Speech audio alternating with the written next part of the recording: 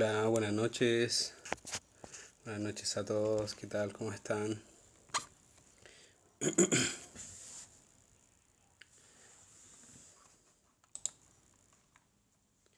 ¿Qué tal? Buenas noches a todos. Mi nombre es Daniel Sandoval. Soy de Santiago de Chile.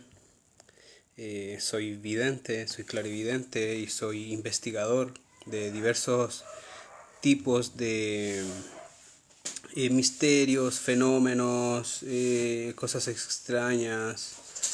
Todo lo que tenga que ver con el tema ufológico, mundo intraterreno, extraterrestres, actividad paranormal y demás.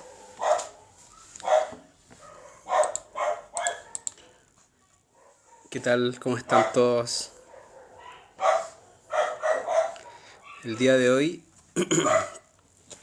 eh, quisiera seguir hablando un poco sobre el mundo intraterreno. Yo ya hice un live hablando de...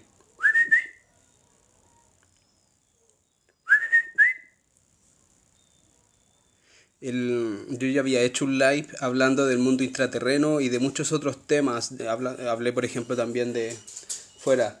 Hablé también, por ejemplo, de Richard Byrd, que Richard Byrd fue una de las personas que tuvo la posibilidad de entrar al mundo intraterreno y no porque él anduviera buscando eso, sino que porque él estuvo en una operación llamada High Jump, ¿ya? Que se llevó a cabo en 1954 y él, junto con 4.000 soldados de la Marina estadounidense, se dirigieron a la Antártica, ¿cierto? Y llegaron a una zona donde había una gran cavidad y pudieron ingresar al mundo intraterreno. Ahí está toda la historia. Yo hice un live bastante largo sobre la historia de Richard Byrd y toda su experiencia. Y acá, bueno, el día de hoy traigo nuevos datos que, o sea, en realidad no son datos nuevos, pero son datos que quisiera agregar a toda esta gama de videos que estoy haciendo sobre el mundo intraterreno, porque la verdad es que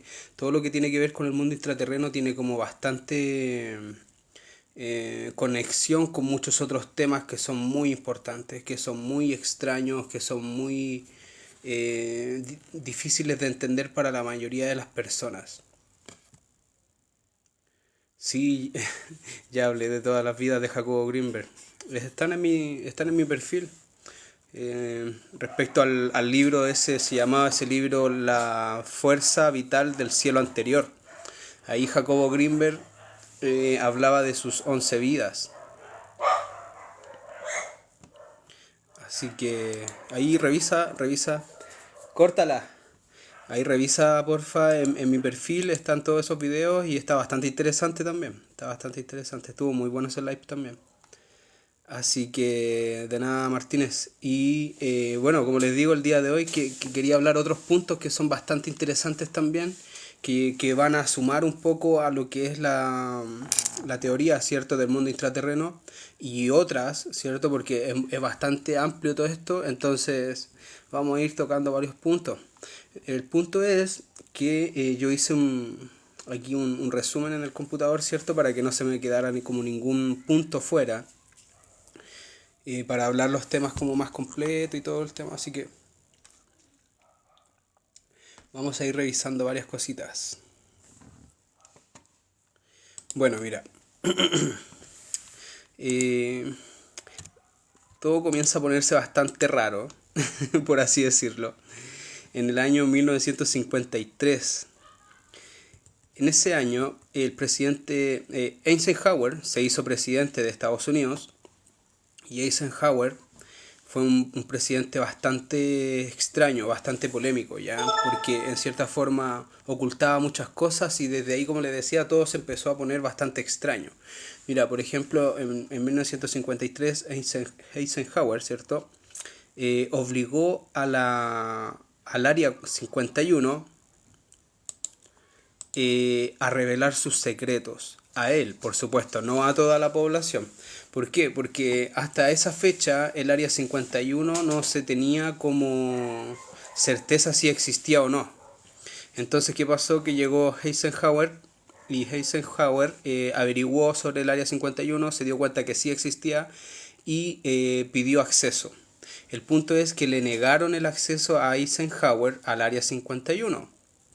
Y Eisenhower, ya siendo presidente de Estados Unidos, dijo, bueno, si no, ustedes no me dan acceso a esta área, yo voy a, en cierta forma, voy a ocupar el ejército de Estados Unidos y voy a invadir esa área porque a mí no se me puede negar el acceso. Una cosa así. El punto es que tuvieron que contarle todo a Eisenhower, tuvieron que mostrarle gran parte del Área 51, no todo porque el Área 51 es enorme, tiene unos túneles subterráneos que son enormes. Entonces el punto es que Eisenhower descubrió que ellos sí tenían extraterrestres en el Área 51 y incluso habían unos vivos que trabajaban con la gente de Estados Unidos, ¿cierto? Con los científicos estadounidenses en el Área 51. Entonces Eisenhower se dio cuenta de todo y bueno, se quedaron callados, ¿cierto? Pero Eisenhower tomó como el control de todo esto, ¿ya? Entonces, Eisenhower fue el presidente de Estados Unidos en 1953 y obligó a los encargados del Área 51 a revelarle a él todos los misterios. En caso que no lo hicieran, ocuparía al mismo gobierno de Estados Unidos para entrar al Área 51. Entonces, punto número 2. El 20 de febrero de 1954, Eisenhower, en California, en Palm Springs, desapareció por 12 horas, cosa que fue bastante extraño. Desapareció para todos, incluso para sus agentes que lo protegen, ¿cierto? Y luego apareció extrañamente en una base militar a 2 horas y media de Palm Springs. Entonces, en este momento donde el presidente Eisenhower desapareció del mapa, obviamente que sí estaba con más personas, pero eran personas ya como tipo hombres de negro. ¿Ya? Estas personas lo llevaron a otra base militar que estaba a 2 horas y media, y en esa base militar ocurrió algo bastante extraño, mira. Soldados norteamericanos filtraron la información sobre lo que ocurrió en aquella ocasión en aquella base que estaba a 2 horas y media de Palm Springs, ¿cierto? En el cual relatan ver aproximarse una gran luz esférica, la cual se posó en la losa de una de las bases militares de Estados Unidos, de la cual descendieron seres tipo gris, los cuales se comunicaban telepáticamente con ellos y con los soldados. Entonces, este caballero fue a esta base y en esta base se encontró con esta gran esfera luminosa, ¿cierto? Que descendió, se posó sobre la losa y descendieron alrededor de 3 o 4 seres tipo gris. Se acercaron a ellos, se acercaron al presidente y telepáticamente comenzaron a comunicarse. Y ahí, punto número 4, estos seres ofrecían tecnología avanzada a cambio de permitírseles la abducción de humanos en todo el territorio de Estados Unidos y básicamente en todo lo que es América, ¿ya? Porque Estados Unidos siempre ha sido como el país más fuerte de este lado americano, ¿cierto? En los cuales hacían experimentos, investigaciones y análisis varios a los humanos, muy dolorosos y traumantes por lo demás. Para luego borrar sus recuerdos sobre esta experiencia, lo cual no siempre era efectivo, debido a que quedaban lagunas e imágenes mentales sobre el hecho vivido. Claro, finalmente Eisenhower llegó a un acuerdo con estos seres tipo gris, donde estos seres tipo gris les pedían el permitirles abducir humanos a diestra y siniestra a cambio de tecnología avanzada. El punto es que ellos tenían que borrar la memoria de los seres humanos abducidos, pero el punto es que ellos lo hacían, pero esto no siempre era como tan efectivo, digamos. Las personas igual tenían como lagunas mentales, recuerdos, sueños respecto a esta experiencia traumática, que a veces era muy, muy traumática. Las personas quedaban en estado de shock absoluto. Algunas eran violadas incluso, ya mujeres y hombres. Niños también eran abducidos. Entonces desde ahí empezaron a abducir a muchas personas, ¿cierto? Los grises y los nazis, más que grises, eran reptilianos. No, están mezclando las cosas, hay de los dos, ¿ya? Entonces ahí comenzaron todo lo que son estas abducciones y comenzaron también comenzó a llegar la tecnología, ya los computadores se redujeron a tamaños súper pequeños, ¿cierto? Empezó a llegar la tecnología touch, empezó a llegar todo lo que es internet, empezó a llegar poco a poco todo lo que es la era digital, ¿cierto? Y claramente se debe a eso. El punto es que Eisenhower, los nazis ya llegaron a la Luna y a Marte, sí, y otros también. Entonces, ¿qué pasa? Que Eisenhower, a raíz de todo esto que él ya sabía que existían otros seres y todo el tema, ¿cierto? Entonces Eisenhower creó un grupo llamado Majestic 12. El grupo Majestic 12 fue uno de los grupos que más daño hizo a la población estadounidense y mundial en definitiva, porque el grupo Majestic 12 estaba, mira, aquí yo lo tengo anotado, voy a leer mejor para que sea más claro.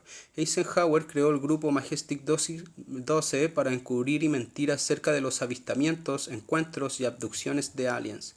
Formaban parte del grupo solo altos cargos militares. Estaba la mayor, habían 12 altos mandos militares, los cuales comandaban todas las áreas militares de Estados Unidos, y estos se encargaban o crearon un plan para poder en cierta forma hacer encubrimiento de todo lo que sucedía con estos seres alienígenas, ¿cierto? Que andaban abduciendo a personas a diestra y siniestra. Entonces ellos, el grupo Majestic 12, creó un plan en donde solicitaron la ayuda de Alan Hynek. Alan Hynek era profesor de universidad, era astrofísico y otras disciplinas que él manejaba a la perfección, y era un profesor como de universidad con bastante prestigio y era como bastante avanzado en su campo ya. Entonces Alan Hynek comandaba la investigación, o comandaba, ¿cierto?, este grupo, no del Majestic 12, sino que era como un subordinado del Majestic 12. Alan Hynek estaba a cargo de estudiar los casos y desmentirlos, ¿ok? Desde un punto de vista científico, lo cual era absolutamente ridículo, porque a veces veían naves enormes de 40, 100 metros de diámetro, y ellos decían que eran aves, que eran bandadas de aves, ¿cierto? Que era un avión, que eran nuevos prototipos de aviones de Estados Unidos. Entonces dejaban a la gente como loca, encubrían todo, ¿cierto? Por otro lado, Alan Hynek estaba absolutamente obsesionado y sorprendido con la realidad del fenómeno extraterrestre. Alan Hynek en cierta forma cumplía con su trabajo, porque si no lo iban a desvivir, pero por otro lado iba guardando en bitácora, ¿cierto?, el caso real, en cierta forma la verdad, ¿cierto? De hecho, el History Channel hizo una muy buena serie llamada el Proyecto Libro Azul, donde se cuenta la historia de Alan Hynek, ¿ya? Y aparece con su compañero, ¿cierto?, que era un militar, y que de hecho toda la historia de Alan Hynek es hecho verídico, ¿cierto? Entonces se hizo esta gran serie llamada el Proyecto Libro Azul, que es de History Channel. Yo les recomiendo que la vean porque es muy buena, muy buena. La primera temporada tiene un final épico, épico, muy bueno. Lo malo es que no hicieron la segunda temporada, pero bueno. Ahí vean la primera para que entiendan todo lo que pasó con Alan Hynek, ¿cierto? Que estaba comandado por el Majestic 12 para desmentir todo lo que hacían los aliens, ¿cierto?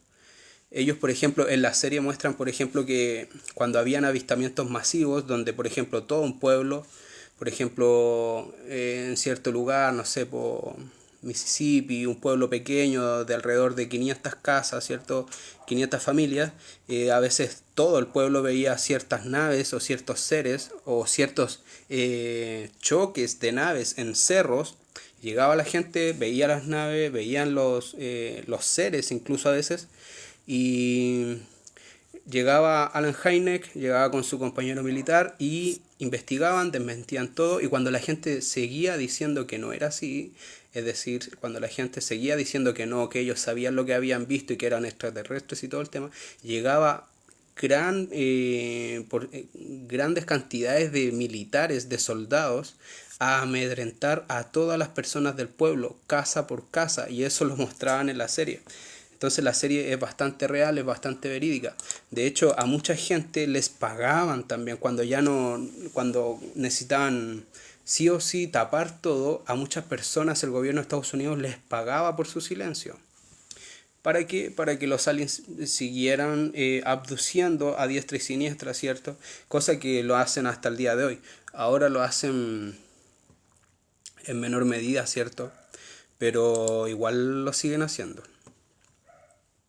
Así que aquí vamos. Empezamos con el presidente Eisenhower, ¿cierto? Que hizo tratos con los grises. A todo esto, cuando Eisenhower fue visitado por los grises, que esa reunión fue programada, ¿cierto? Alguien del gobierno de Estados Unidos ya se estaba comunicando con los grises. El punto es que cuando Eisenhower tuvo esta reunión con esos grises, no llegaron a un acuerdo, pero todos los grises pusieron sus cartas sobre la mesa, es decir, ofrecían tecnología avanzada a cambio de abducciones. 2 días después, Eisenhower... Ok, Diego.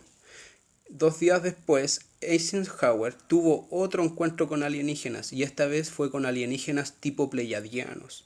Y los pleiadianos le dijeron a Eisenhower que ellos también le ofrecían un trato a él, ¿cierto? En realidad a todo Estados Unidos. Y el punto es que ellos le decían que ellos no podían pasarle tecnología muy avanzada. ¿Por qué? Porque Eisenhower y todo el gobierno de Estados Unidos quería tecnología también armamentística. Entonces, ¿qué pasa? Que los pleiadianos les dijeron, mira, nosotros no te podemos ofrecer tecnología y menos tecnología armamentística porque ustedes no están en un nivel de conciencia adecuada para manejar gran poder bélico. Pero lo que sí ofrecían los pleiadianos era ayuda para que la humanidad pudiese evolucionar en un grado de conciencia mayor. ¿Okay? Ofrecían guía espiritual, interna, el cómo vivir, cómo educarse, qué cosas estudiar y todo eso. Y Eisenhower rechazó esa oferta y se fue con los grises, ¿cierto? ¿Por qué? Porque los grises, aparte de la tecnología avanzada, computacional, digital, etcétera, etcétera, también ofrecían armamento avanzado. Entonces, claro, Estados Unidos obviamente que se fue con ellos, pero nunca fue lo que nos convenía a todos como humanidad. ¿Por qué? Porque los grises no respetaron el acuerdo y empezaron a abducir a más gente de la que tenían que abducir, a muchas no le borraban la memoria y incluso a muchas las entregaban muertas o de plano no las entregaban. Entonces, eso no era lo que les afectaba al gobierno de Estados Unidos. Al gobierno de Estados Unidos lo que les afectaba era que los grises y otras especies ya estaban dentro de la Tierra en muchos lugares de Estados Unidos y del mundo. Y eso les afectaba porque imagínate Estados Unidos teniendo una base alienígena hostil debajo del mismo suelo de ellos. Entonces era peligroso, hasta el día de hoy es súper peligroso.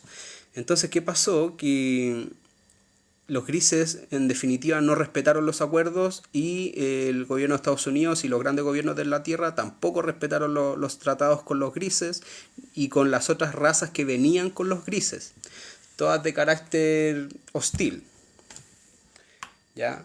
Hay pocas razas de grises que son buenas, hay grises que son buenos, ¿ya? Y no todos son biomecánicos, es decir, no todos son clones, no todos son como copias, ¿cachai? Y no todos son como no biológicos. Hay seres grises de ciertas zonas del universo que sí tienen un cuerpo biológico y sí tienen incluso hasta alma. No todos son cyborg. Pero, por ejemplo, los pequeños, la mayoría lo son.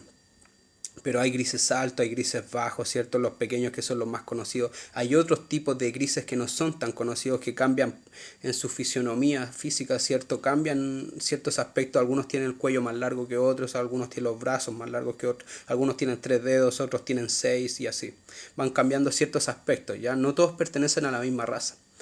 Entonces, ¿qué pasa? Que en conjunto con este no cumplimiento de muchos tratados que hicieron los humanos, que no se cumplieron por parte de los humanos y no se cumplieron por parte de los aliens, los perjudicados como siempre son la población mundial, por cierto, la gente abducida y todo esto. Gracias por gran contenido de valor racional y con base investigativa. Sí, de nada, muchas gracias con cariño. Y bueno, esto no es algo que yo esté interpretando por medio de la visión remota, esto es historia, ¿ok? Esto es historia, esto pasó. Kennedy apareció incluso hasta en el diario en esos años, se filtró esa información diciendo que Kennedy había hecho tratados con los aliens. Ya no estoy hablando aquí de algo místico ni nada, estamos hablando de historia. Entonces, ¿qué pasa? Que como no se cumplieron los tratos de ninguna de las dos partes, se empezaron a atacar, ¿ok? Pero de forma sutil. Bueno, no tan sutil, pero de forma encubierta. ¿Por qué? Porque muchas de las pruebas que Estados Unidos, incluso los de Oriente y los rusos también, muchas de las pruebas atómicas que se hicieron, que ellos hicieron pasar como pruebas atómicas, en realidad no eran pruebas, sino que eran ataques a las bases subterráneas e incluso que estaban dentro del mar hacia grises y reptilianos. ¿Ok? Entonces no eran pruebas. ¿Por qué? Porque en definitiva Estados Unidos sabía muy bien todo el daño que podría hacer una bomba atómica. Y estas pruebas no eran para eso. O sea, igual aprovecharon de estudiar ciertos fenómenos, pero estas no eran pruebas, eran ataques, ¿ok? Y se los voy a comprobar ahora con el siguiente caso. Sí, hubo un American Horror Story basado en ese tema, la temporada 11, segunda parte. Ah, no sé qué parte bien te refieres, pero yo, por ejemplo, vi unos capítulos de American Horror Story donde en un centro de salud mental tenían a muchas personas, ¿cierto? Y los pacientes que iban muriendo, que algunos los mataban los mismos auxiliares, ¿cierto? Médicos, o los mismos doctores, bajo tortura, ya algunos pacientes ya no daban más y morían, y después los ponían como en un carro, y bajo tierra también, mira qué coincidencia, iban y en un pasillo se encontraban con grises y los grises se los llevaban.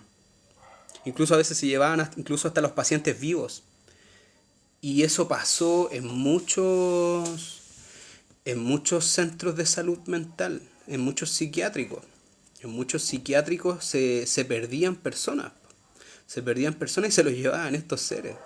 Eso pasó. Incluso hay muchos pacientes psiquiátricos que decían que eso ocurría. Pero como eran pacientes psiquiátricos, nadie les creía. Decían, este tipo está loco. En Asylum, exacto. Grande, sí, grande Paula, sí, muy bien. Y eso finalmente, nuevamente primado negativo, porque te lo muestran en la televisión y finalmente son experiencias reales.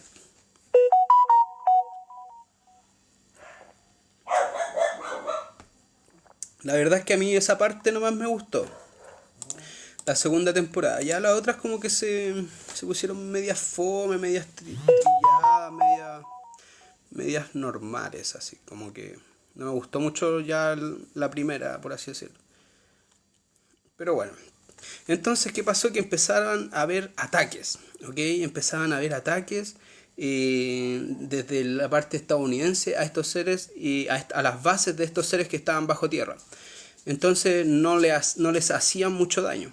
El punto es que esto se mantuvo por harto tiempo e incluso hubieron muchos enfrentamientos de humanos contra aliens tipo reptil y tipo gris que no se documentaron en ningún lado, pero sí muchos soldados filtraban muchas veces información antes de morir. Por ejemplo, Phil Schneider. ¿Conocen a Phil Schneider? Miren, aquí se los voy a mostrar. Phil Schneider aparece en esta foto acá abajo. Es el caballero que está acá abajo. Y este caballero aparece... Mira, si ponen atención, el que está hablando en el micrófono, ¿cierto? En su mano izquierda le faltan 3 dedos. Y luego aparece al ladito, ¿cierto? Mostrando su pecho y tiene como una cicatriz enorme en su pecho. Y esto fue ¿por qué? Porque Phil Schneider, ese caballero que les muestro ahí que está hablando en el micrófono, Phil Schneider, acá tengo todo anotado, en 1979 era un ex ingeniero y geólogo de la Armada estadounidense. Su padre fue capitán de la Marina estadounidense también, es decir, Phil Schneider no llegó ahí de la nada, en cierta forma toda parte ya de su familia venía con una tradición en la Marina estadounidense. Entonces, su padre fue capitán de la Marina estadounidense. Su padre estuvo involucrado en la construcción de los primeros submarinos nucleares, no era cualquier tipo. Y estuvo también involucrado con el proyecto Filadelfia, claro, porque el proyecto Filadelfia también tiene que ver con un buque, ¿cierto?, de guerra. Y ahí entra todo lo que es la tecnología Tesla y todo lo que es el salto cuántico en el tiempo y espacio. El proyecto Filadelfia es bastante interesante. Si nos queda tiempo, hablamos del proyecto Filadelfia al final. Ahí me acuerdan, antes de terminar, acuérdenme de hablar del proyecto Filadelfia. Aquí lo vamos a poner en rojo para poder acordarme y verlo y acordarme. El proyecto Filadelfia es increíble. De hecho, el proyecto Filadelfia es la raíz de muchas cosas que pasaron después en la historia. Así que vamos a tomar ese punto también, ¿ya? Ok, entonces Phil Schneider era hijo, ¿cierto?, de un capitán de la Marina, y Phil Schneider era ingeniero y geólogo de la Armada estadounidense, ¿cierto? A Phil Schneider lo mandaban, por ejemplo, a tal lugar, decían, mira, nosotros queremos construir acá un laboratorio, una base militar, anda y estudia la tierra, estudia el terreno, en definitiva. Entonces Phil Schneider trabajó por muchos años para el gobierno de Estados Unidos. En 1979 trabajó en la montaña de Dulce en Estados Unidos, montaña muy enigmática, ¿cierto?, que tiene mucha actividad ufológica, se han avistado seres, personas que desaparecen, naves, luces, actividad paranormal, pie grande, ¿cierto?, Sasquatch, y muchos otros misterios hay en esa montaña de Dulce, ¿cierto? En esa zona de la montaña de Dulce también estaban los Hopi y los Zuni, ya que ellos también tienen bastantes historias con todo lo que es el Skinwalker, los hombres hormiga, que vienen también del mundo intraterreno, ¿cierto? Entonces, Phil Schneider estaba trabajando en la montaña de Dulce para un proyecto secreto del gobierno en el cual se buscaba instalar bajo tierra un gran laboratorio secreto. Su función era analizar la roca a medida que las máquinas excavadoras y perforadoras hacían su trabajo. Ok, llegaron a esta montaña de Dulce y empezaron a hacer excavaciones para entrar, en cierta forma, a hacer grandes cavidades dentro de la tierra. Dame un segundo. Rosa. Rosa. Córtala. La Rosa que anda ladrando ahí.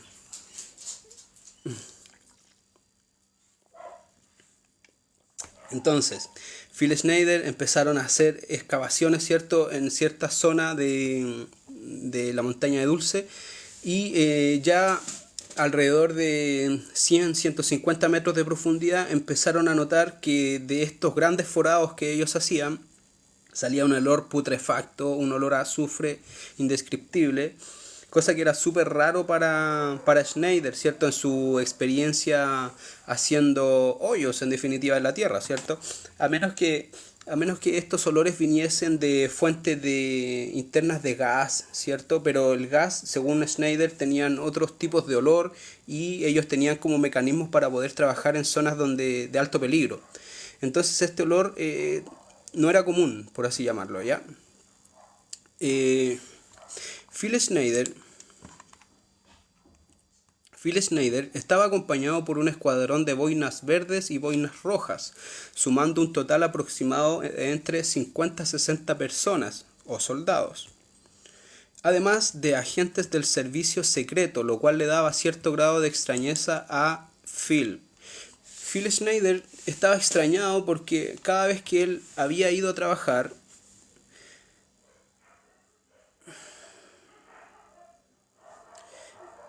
bueno, la gente estúpida que habla tontera la vamos a bloquear, no nos vamos a calentar la cabeza con ello ya. Phil Schneider encontraba súper raro porque muchas veces de las que él hizo trabajos para el gobierno de Estados Unidos, en cierta forma, Él iba solamente él, su grupo de trabajo y uno o dos soldados estadounidenses, pero ahora iban con 60 soldados estadounidenses, además de agentes del servicio secreto. Y los agentes del servicio secreto, por supuesto, no decían por qué estaban ahí. Ellos simplemente estaban ahí porque los mandaron y listo. Los mismos agentes secretos, ellos sabían la verdad, ¿cierto? Del por qué estaban ahí, pero no lo iban a decir. El punto es que empezó a salir este olor y Phil Schneider decidió bajar por medio de un canastillo donde caía él y alrededor de 3 personas más, una especie de ascensor, ¿cierto? Una especie de montacarga que bajaron por este forado, por uno de los forados, porque ellos hicieron cuatro grandes aperturas en la tierra y bajaron. El punto es que al bajar, aquí lo tengo escrito, lo voy a leer mejor para que no se pierda nada. Bajaron en una especie de canastillo y fue acompañado por 2 soldados armados. 3 personas bajaron en ese canastillo. Luego de ellos bajaron más soldados, encontrándose abajo alrededor de 20 soldados, porque ellos, ¿qué pasó? Que hicieron el hoyo, ¿cierto?, hacia abajo y llegaron a una gran cavidad. Y de esa gran cavidad es de donde venía el olor. Entonces, como era grande, ellos bajaron y empezaron a explorar. Y como había que explorar harto porque la cavidad era enorme, bajaron 20 soldados más por ese canastillo. Es decir, abajo habían alrededor de 23 soldados. 22 o 23 soldados, más Schneider. Schneider también iba armado, iban todos armados con armamento de guerra. Una vez investigando esta gran cavidad que había, se encontraron sorprendentemente con seres de tipo gris altos, y estos desprendían un olor horrible. Phil Schneider lo describe como un olor de basurero putrefacto. Ese era el olor que emitían estos seres. Este punto es interesante porque muchas de las entidades negativas también desprenden ese olor. Muchas veces no se ven, obviamente, ¿cierto? Porque ellos se están proyectando mentalmente o a veces están con una tecnología de invisibilidad que no permite verlo. Pero muchas veces las entidades negativas o extraterrestres negativos tienen un olor pésimo. Ok, entonces pasa que se encontraron con estos seres... Sí, yo dije que fueron grises. Entonces pasa que se encontraron con estos seres grises altos que desprendían un olor terrible y eran varios también, varios grises, ¿ya? Entonces ellos atacaron a uno de los soldados. Uno de estos grises atacaron a estos soldados con una especie como de rayo, como un rayo de luz, una cosa así. Y ahí fue cuando Phil, quien también iba armado, en conjunto con los demás soldados, abrieron fuego contra estos seres. Empezaron a disparar, ¿cierto?, en contra de los grises. Y los grises se defendían de una manera súper extraña. Ellos se tocaban el pecho y al tocarse el pecho, del pecho salía una luz. Era como una luz que salía del mercaba de ellos, por así llamarlo. Yo ni siquiera sé si ellos tendrán un corazón o no. Lo más probable es que tengan algo, una especie de corazón, pero no sabemos bien porque, como les decía al principio, hay seres grises que son cyborgs y hay otros seres grises que son biológicos, ¿cachai? Entonces no sabemos de qué tipo habrán sido estos. El punto es que estos seres se tocaban aquí el pecho y salía un rayo de luz potente, el cual quemaba a donde llegaba. Era como un rayo eléctrico, ¿cierto? Que te quema, que te golpea también. Entonces, Phil dice que eran varios los seres y que él mató a dos de estos, pero cuando se dispuso a apuntar al tercero, este se puso la mano en el pecho y desde ahí emitió un rayo energético que le voló 3 dedos de la mano izquierda, en la cual tenía el arma, y luego recibió otro rayo más que le abrió un gran corte en la zona de su pecho, además de quemaduras y altos niveles de radiación. Mira, y estas son las heridas, estas son las pruebas que muestra Schneider, ¿cierto? Ahí está su mano. Ustedes pueden buscar, por ejemplo, el caso de Phil Schneider en YouTube y va a aparecer él mismo hablando, ¿ya? Y él ahí muestra bien su mano y muestra los 3 dedos que le falta y ahí también muestra, yo saqué unas capturas, ¿cierto?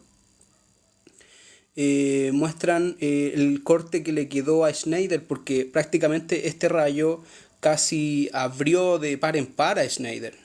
Ok, fue un rayo potentísimo. Y Schneider cayó al suelo. Y en eso voy a seguir leyendo para no perderme nada. Iron Man y su generador ARC en el pecho es un primado negativo precisamente esa tecnología. Es posible, sí, puede ser, yo creo que es lo más probable. Entonces, Phil, al verse en peligro y al notar que los soldados ya habían caído en su mayoría, decide subir nuevamente a este canastillo para poder escapar, ¿cierto? Para poder salvarse. Y es ayudado por un soldado también malherido y comenzaron rápidamente a subir. Luego de eso, al ver la gran trifulca, Phil Schneider quedó arriba con este soldado, estaban mal heridos y se subieron, ¿cierto? Este soldado ayudó a Schneider a subirse a uno de los vehículos que ellos tenían ahí. Y el soldado, como estaba herido igual, pero estaba mejor que Schneider, porque Schneider prácticamente estaba así como abierto de par en par en la zona del pecho, subió a Schneider también al vehículo y se fueron. Ellos al irse vieron que el resto de los soldados, es decir, los 40 y tantos soldados que quedaron arriba en la superficie, bajaron también. El punto es, escaparon malheridos del lugar, Schneider y un soldado más sobrevivieron. Phil, y luego de recuperar... esa parte no la anoté. El punto es que Phil Schneider y este soldado miran hacia atrás, estos soldados bajaron, pero estos soldados después ninguno volvió a subir. Es decir, todos perecieron abajo también, al igual que todos los otros 20. Es decir, los mataron como a moscas. Los grises eran letales, ¿ok? Y eso que esto eran boinas verdes y boinas rojas, eran prácticamente comandos. Los únicos que salvaron fueron algunos del servicio secreto, los agentes del servicio secreto, algunos se salvaron y todo el resto de los soldados murieron. Entonces, ¿qué pasó? Que Phil Schneider, luego de recuperarse y de dejar pasar 20 años aproximadamente, ¿por qué? Porque finalmente Phil Schneider, viendo todo lo que vivió, contó esto a sus superiores y sus superiores le dijeron, mira, tú tienes que quedarte en silencio, si no te vamos a... Ustedes saben. Entonces Phil Schneider guardó su secreto, pero solamente hablaba esto con su padre, porque como su padre también era militar, ya estaba en retiro, pero aún estaba vivo y él había sido militar toda la vida, solamente se lo contó a su padre. Entonces dejó pasar 20 años aproximadamente, contó su historia al mundo después de esos 20 años, es decir, esta conferencia que Schneider hizo aquí fue después de 20 años. ¿Por qué? Porque alrededor del año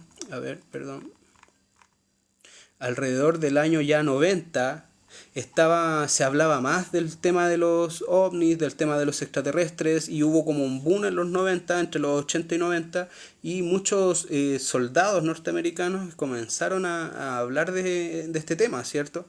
Entonces Phil Schneider ahí se agarró y empezó a hacer conferencias sobre la experiencia que había tenido él, y ahí es donde él muestra que le faltaban 3 dedos de una mano y que le habían partido su pecho de par en par, ¿cierto? Y contaba toda la experiencia.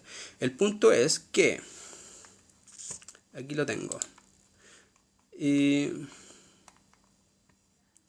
Ahí fue cuando comenzó a ser amedrentado por agentes del servicio secreto, prácticamente hombres de negro, como se les llama.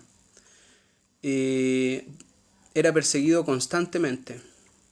Phil, al analizar la situación, descubrió que la operación secreta que ellos hicieron nunca tuvo como fin la creación de un laboratorio bajo tierra, sino que su fin era nada más y nada menos que enfrentar cara a cara a estos seres. ¿Cachai? Porque en definitiva, como no se habían respetado los acuerdos que habían hecho con Eisenhower más de una década atrás, ya el gobierno de Estados Unidos hacía estos pequeños ataques, ¿cierto? De pocos soldados, de 60, máximo 100 soldados, contra estas cuadrillas de grises. Pero el punto es que todos morían, todos los soldados morían, y mataban igual a muchos grises. De hecho, muchos de los cuerpos de los grises y aliens, varios, que los soldados americanos mataban, algunos los recuperaban y se los llevaban, ¿cierto? Se los llevaban al área 51. Pero eran todos enfrentamientos que quedaban así como en secreto, ¿cachai? Entonces por eso el padre de Phil Schneider, mira, aquí lo escribí, Phil también argumenta que su padre, aún vivo, cuando él tuvo este accidente, le dijo que las bombas atómicas, las cuales los estadounidenses habían probado en varias ocasiones en varias partes del mundo, como por ejemplo las Islas Bikini, no tenían como fin estudiar los efectos de las bombas, sino que su fin era la de atacar a este tipo de seres y otras razas hostiles que habitaban hace más de 400 años en cavidades bajo tierra, es decir, intraterrenos, ¿cierto? Pero no del mundo intraterreno de Agartha o Shambhala, sino que del mundo intracavernario, por así decirlo. Incluso muchas veces, como pasó en las Islas Bikini, bajo el mar, ¿cierto?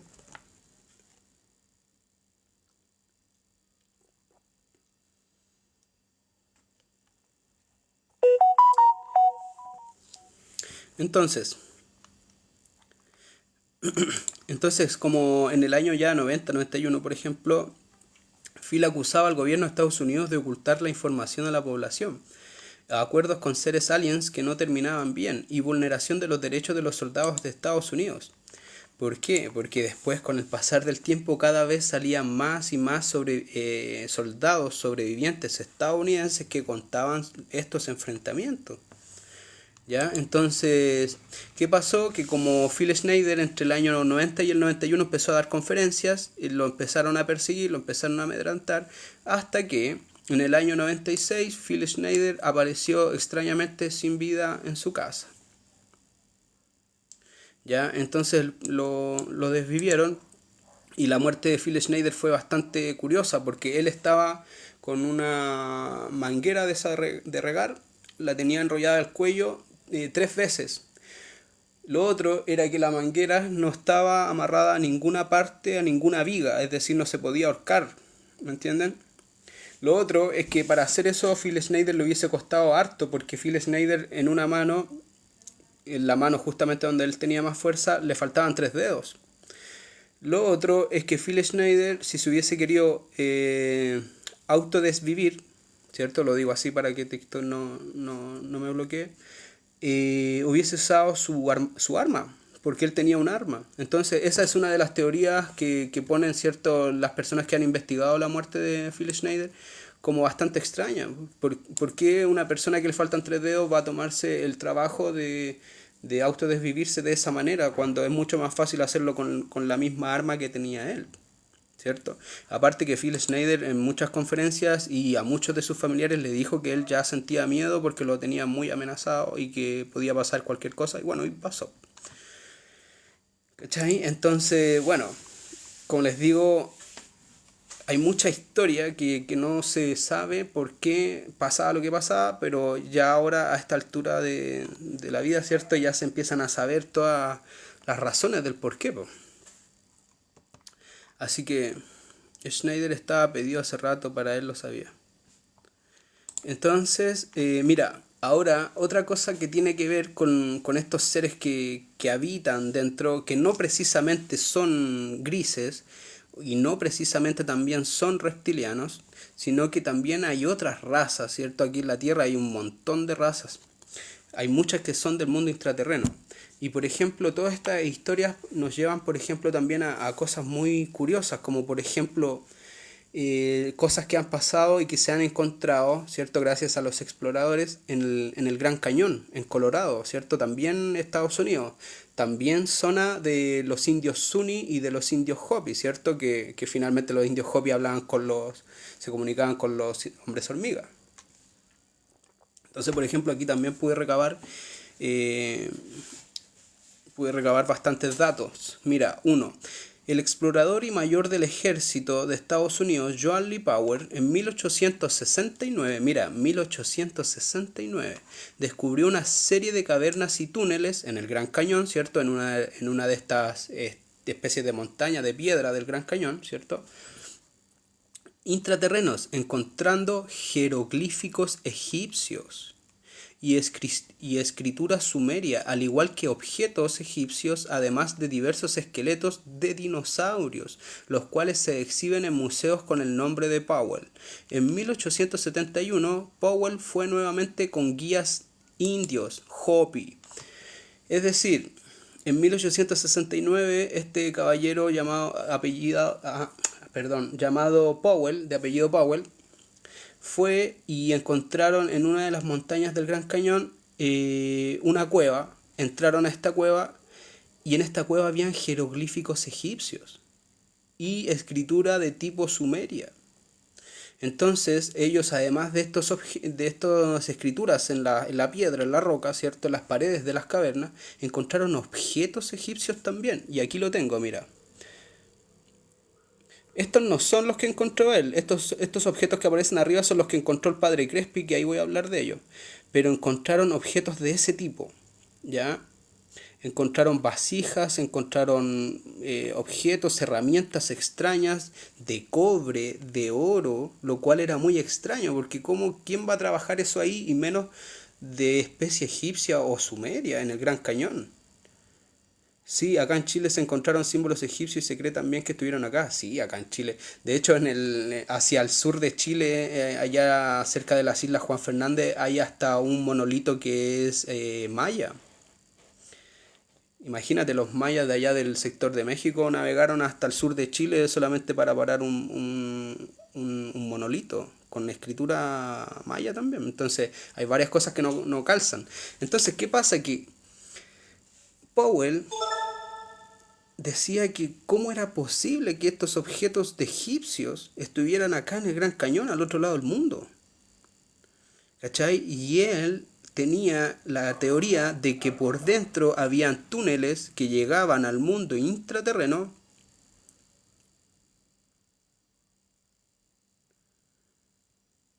Entonces llegaron al mundo intraterreno los egipcios, según Powell, y que por dentro, por cavidades y túneles del mundo intraterreno, salían a este otro lado de Estados Unidos.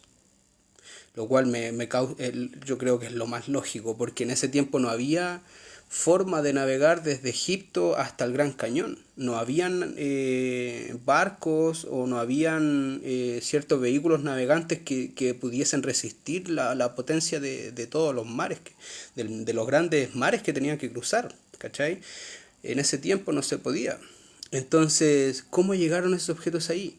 Y además, ¿por qué habían objetos egipcios mezclados con sumerios? ¿Y por qué había escritura sumeria también? Después, esto tiene relación con lo que vamos a hablar del padre Crespi, ¿cierto? Entonces, mira, punto número 2, 5 de abril de 1909, portada del periódico de Arizona, hizo un anuncio sobre un descubrimiento de artefactos y esculturas de tipo egipcio y sumerio en una caverna del Gran Cañón llamado Complejo King Cave. El Instituto Smithsoniano lo niega todo.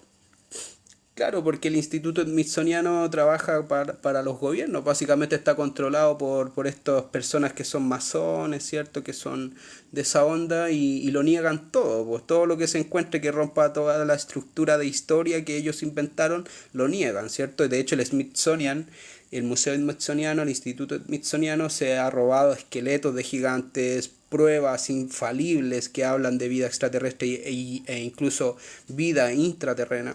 Entonces, el Instituto Smithsoniano es como la ONU, ¿cierto? Es como la OMS también. Instituciones que solo sirven para hacer daño y que las comandan las fuerzas oscuras, por así decirlo, ¿cierto? Mira, lo otro extraño que pasa en el Gran Cañón, que hay nombres de montañas en Arizona, tales como por ejemplo el Templo de Isis. Hay una montaña que se llama el Templo de Isis. Rosa, Rosa, oye, córtala. La Rosa tiene la escoba afuera, que andan unos perros afuera. Entonces, en Arizona hay montañas que, por ejemplo, les pusieron como nombre a una Templo de Isis. Muy cerca de esa hay otra que se llama Torre de Set. A otra se llama Torre de Ra. Hay otra que se llama Templo de Horus. Hay otra que se llama Pirámide de Keops. Hay otra que se llama el Claustro de Buda y hay otra que se llama el Templo de Shiva. Es demasiado extraño. ¿Por qué ponerle esos nombres a montañas de Arizona? Lo otro es que yo no pude poner las fotos aquí, pero por ejemplo, si ustedes empiezan a investigar eso, donde están, por ejemplo, la montaña que se llama el Templo de Isis, tiene una forma muy extraña. De hecho, la montaña pareciera que realmente milenios en el pasado haya sido un verdadero templo. Porque cuando empiezan a observar las rocas, empiezan a observar que las rocas tienen formas angulares, es decir, hay cortes angulares y hay cortes perfectos en la roca. que forman ahora ya y con la erosión de los milenios, ¿cierto? Ya se ha erosionado todo eso y ya se formó como una sola con la roca de la montaña. Pero hay formas angulares que son imposibles de que la naturaleza las cree. Entonces realmente los nativos indígenas estadounidenses dicen que realmente eran los templos por los cuales se le pusieron los nombres y que estos templos tenían conexión intraterrena con lo que tenía que decir y con lo que tenía que ver con Egipto. Y Egipto, por supuesto, también tenía conexión con los sumerios.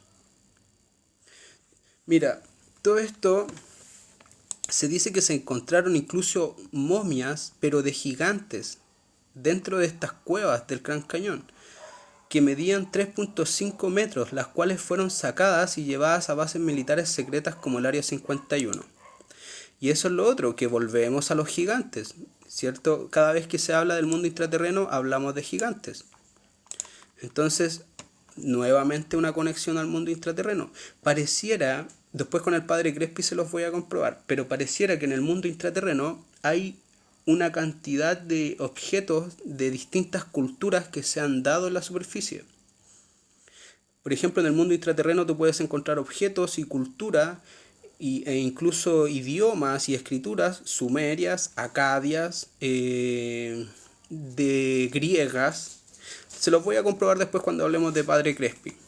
Entonces, sigamos con Powell en el Gran Cañón. Powell dice que luego de estos extensos túneles habían cavidades gigantescas con vegetación dentro del mundo intraterreno.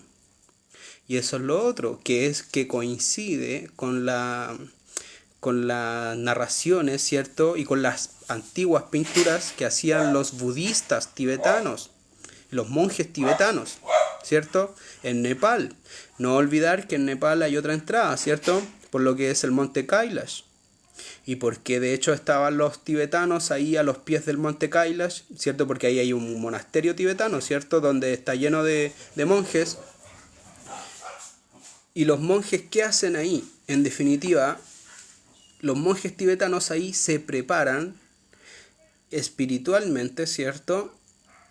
Preparan su conciencia para en un momento, cuando el monje mayor lo determina, le dice a los alumnos que vayan al monte Kailash. Y en el monte Kailash, al empezar a caminar por el monte Kailash y entrar por las cuevas, ¿cierto?, que hay en el monte Kailash, es como que a estos monjes tibetanos jóvenes, que ya han pasado una larga estancia, ¿cierto?, de décadas de purificación, se les revisara el corazón, es como que se les revisara la conciencia, aparte de proteger las puertas. Muchos de los monjes tenían como fin entrar al mundo intraterreno, porque de hecho el mundo intraterreno en Shambhala, ¿cierto?, en Agartha, de hecho significa tierra de paz. Y la verdad es que el mundo intraterreno es un mundo mágico, un mundo lleno de ciencia y de magia. Y la gente ahí, los seres que habitan ahí, viven miles de años, ¿ya? Y son gigantes en su mayoría. Y no solamente hay humanos gigantes, hay, bueno, ustedes saben, yo hice un especial de esto en el live anterior, donde yo pude tener acceso a este mundo intraterreno a una parte. Y hay dinosaurios todavía vivos dentro del planeta, en esta gran cavidad que fue abierta por Thoth, ¿cierto?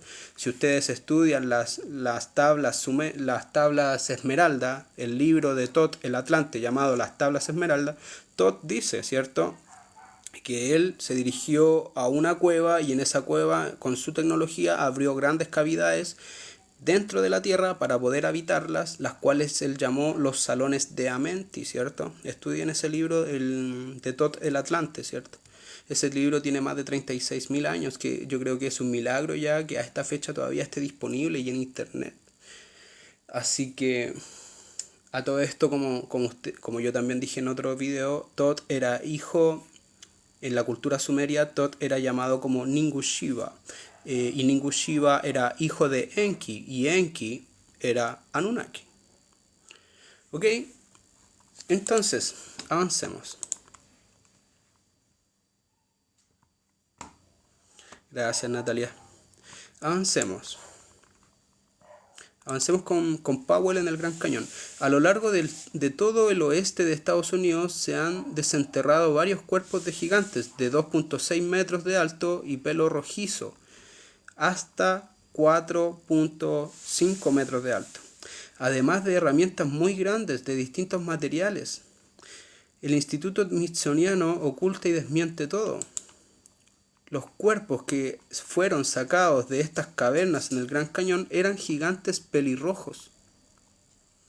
¿Sabes qué? Cuando yo vi este dato de Powell, y esto es historia, ya no es algo que yo diga, que yo inventé o que yo vi por visión remota, no, esto es historia, está todo documentado, sobre todo en los diarios de esos tiempos, ¿cierto? Powell decía que los cuerpos que ellos sacaron, que después se lo llevó la fuerza militar estadounidense, ¿cierto? Tenían pelo todavía y eran pelirrojos. Ustedes saben que el pelo en el cuerpo, ¿cierto?, del ser humano ya fallecido permanece por mucho tiempo. Y cuando las zonas son secas, como es por ejemplo el Gran Cañón, el pelo puede permanecer pegado, ¿cierto?, al cráneo muchas décadas, siglos, en este caso, no sé, milenios, ¿cierto? Y eran pelirrojos. Ahora, cuando yo escuché esto, me acordé, y no podía no acordarme, ¿cierto?, que en Rapa Nui, en la isla de Pascua, según la cultura Rapa Nui, y los ancestros y los viejitos Rapa Nui, ¿cierto?, los sabios de la cultura Rapa Nui, decían que los moais fueron construidos por los gigantes pelirrojos. ¿Cachai? Entonces coincide. De hecho, en la cultura Rapa Nui, los viejitos sabios decían que los moai levitaban. Y estos seres de pelo rojizo con barba, que eran gigantes, los hacían levitar. Y de hecho es la única forma, porque no hay otra explicación para la creación de los moai. Imagínate, cuando llegaron la gente de América y la gente de Europa, ¿cierto? Y se descubrió, ¿cierto?, la isla de Rapa Nui, la isla de Pascua. Eso fue hace ya más de 100 años, ¿cierto? Más, no tengo la fecha exacta, ¿ok? Pero, ¿qué pasa? Que la misma gente de Rapa Nui decía que los moais no fueron construidos por ellos ni por sus ancestros. Y es lo más lógico. Si tú estás en una isla que es pequeña, ¿cierto? Que debe tener ¿cuánto? 250 kilómetros de diámetro, quizás menos. Y habitan, en ese tiempo que descubrieron la isla Rapa Nui, habían no más de 300 personas viviendo en Rapa Nui. De donde 300 personas, y que no todas estas 300 personas eran adultos, prácticamente un poquito menos de la mitad eran niños. Entonces estamos hablando de, ¿cuánto? 150 personas adultas. ¿Cómo fueron capaces de crear más de 3000 moais? ¿Cómo fueron capaces de moverlos? ¿Cómo fueron capaces de cortarlos? ¿Cómo fueron capaces de transportarlos? Hay un video donde salen moviendo un moai que hace así, pero en un terreno plano. Ustedes van a Rapa Nui y hay moai que están en cerros con pendiente pronunciada y están arriba. Hay otros que están en el fondo del mar. Hay otros que están enterrados bajo tierra. Hay moais de 12 metros. ¿Cachai? Es imposible. Bueno. Ahí más adelante voy a hablar de Rapa Nui. Deme un segundito, porfa, que voy a cerrar la puerta. Así no se escucha tanto los perros. Espérenme un poco.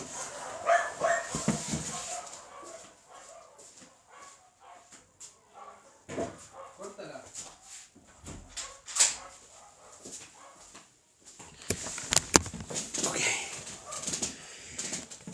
Ya. Mira. Para seguir con este tema del mundo intraterreno y de todo lo que tiene que ver con razas y todo, y razas alien, seres que habitan dentro del mundo intraterreno, a todo esto, todos los seres que habitan en el mundo intraterreno tienen tecnología avanzada. Y con esa tecnología avanzada salen, vuelan con sus naves tipo OVNI, ¿cierto?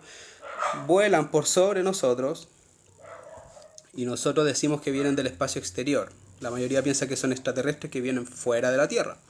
pero la verdad es que la mayoría vienen de dentro de la Tierra. Ahora, dentro de la Tierra hay portales también, portales dimensionales, que a través de esos portales vienen seres de otras galaxias, incluso de otros universos e incluso de otras dimensiones, como los Anunnakis. Entonces no podemos dejar pasar, en el agua igual hay seres, los hombres anfibios, sí también, sí, exacto. Entonces tampoco no podemos dejar pasar todo lo que tiene que ver el mundo intraterreno si no hablamos de la cueva Los Tallos en Ecuador, que ahí entra todo lo que es la historia del padre Crespi y Juan Morich, ¿cierto? Aquí tengo bastantes datos de todo lo que es la cueva de los Talles, padre Crespi y Juan Morich, así que les voy a comentar eso. A ver, voy a leer. Pero esos que tenían aspecto de cocodrilo y hacían fogatas no tenían tecnología avanzada, ¿o sí? Sí, también. Esos también tienen tecnología avanzada. Lo que pasa es que la gente, mira, esto me lo dijo una amiga que es contactada desde pequeña. Mira, me dijo, el problema es que la gente piensa que los extraterrestres, solo por el hecho de tener tecnología avanzada, todos piensan que viven en ciudades avanzadas. Y no es así. Mi amiga, por ejemplo, conectaba con seres que eran similares a los humanos, que eran como tipo pleiadianos, pero que tenían ciertas características físicas que eran relativamente distintas a los humanos, como por ejemplo los ojos eran como tenían como rasgos distintos y las orejas, y eran un poco más grandes. Y me decía que el planeta de ellos, que era como la Tierra, muy similar, que había dinosaurios en ese planeta, que los dinosaurios no atacaban a las personas, es más, convivían con las personas, y que lo otro era que decía que los seres que habitaban ahí vivían en cuevas también, vivían dentro de la Tierra, eran muy pocas las personas que vivían en superficie. ¿Por qué? Porque en superficie es más peligroso vivir, es más fácil y es más seguro para una civilización avanzada vivir dentro de la Tierra que afuera. Y mi amiga dice que ellos dentro vivían como en una especie de hormiguero. Y era un hormiguero gigante, por supuesto, ¿cierto? De piedra. Y en estas pequeñas cavidades ellos habitaban en cierta cavidad y no sé, pues dentro de este gran hormiguero habían varios hoyitos, ¿cierto? Como varias cuevas chiquititas y que eran prácticamente las casas donde ellos habitaban. Y que estos seres practicaban la meditación, practicaban el tai chi, que es un trabajo energético, físico energético, ¿cierto? Y ella me decía que ellos tenían tecnología muy avanzada, digital y todo, decía, pero que ellos en su diario vivir eran súper comunes. ¿Por qué? Porque decía que ellos mismos les decían que entre mayor tecnología ellos tuvieran, ellos más debían conectarse a la Tierra, que es lo que nosotros deberíamos hacer, volver a los orígenes, pero obviamente igual disfrutando los avances tecnológicos, pero a la vez volviendo a nuestro origen, volviendo a la tierra, volviendo a conectar, ¿cierto? Entonces, no porque tú netamente seas o pertenezcas a una civilización avanzada, no quiere decir que tú, vas aquí esto va a ser todo platino, todo oro, todo pulcro, todo tecnológico, no. Ellos ocupaban la tecnología para ciertas cosas, como por ejemplo sus naves, o como por ejemplo para la energía. Pero por ejemplo, ella decía que ellos cultivaban alimentos, plantaban, trabajaban la tierra, criaban animales, como la gente lo hace en el campo. Y que ellos sabían muy bien cuál era la situación en la tierra y que de hecho ella decía que ellos se juntaban en grandes grupos a meditar para enviar energía positiva a la tierra, para ayudarnos. Entonces, eso es lo que pasa, ¿ok?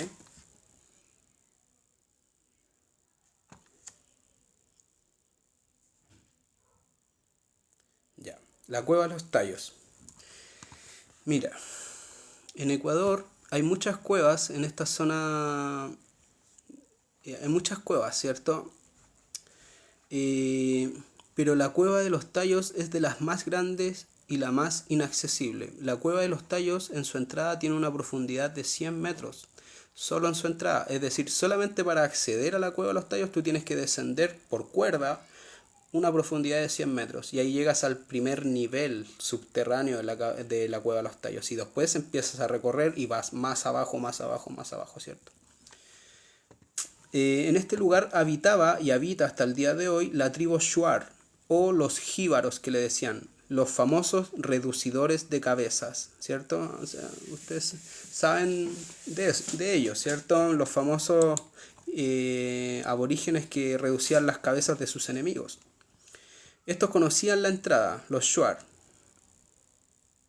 Sí, sí, ahí estuvo Neil Armstrong. Ahí vamos a hablar de eso también. Los Shuar conocían la entrada a esta cueva. Habían bajado en búsqueda de los huevos de los pájaros llamados tallos. Por eso se llama la cueva de los tallos, porque en esa cueva habitan pájaros que se llaman tallos y los indios Shuar iban a buscar los huevos, porque ellos se los comían. Y además que de hecho los vendían también a los turistas. Y los turistas pagaban mucho dinero por los huevos de los tallos. Entonces ellos llegaron ahí, llegaron a entrar por eso. El tema es que tanto que iban a la cueva de los tallos, ellos un día se encontraron con seres intraterrenos, los cuales les contaban historias, telepáticamente por supuesto, y les daban regalos de oro y materiales metálicos avanzados.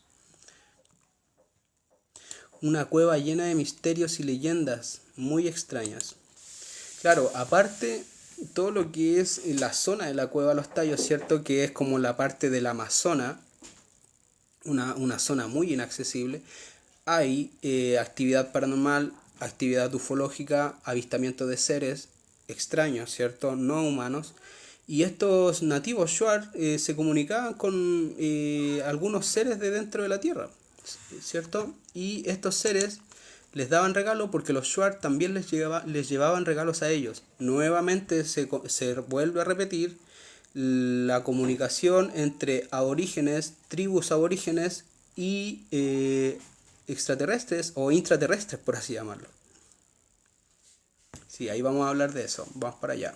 Carlos, ya. Entonces, ¿qué pasa? Que existe esta cueva en Ecuador, ¿cierto? Y en esta zona cercana a la cueva de los Tallos hay un montón de cuevas también. De hecho, el día de hoy hay expediciones turísticas a las cuevas de los Tallos y muchos dicen que a donde llevan a los turistas no es la verdadera cueva de los Tallos.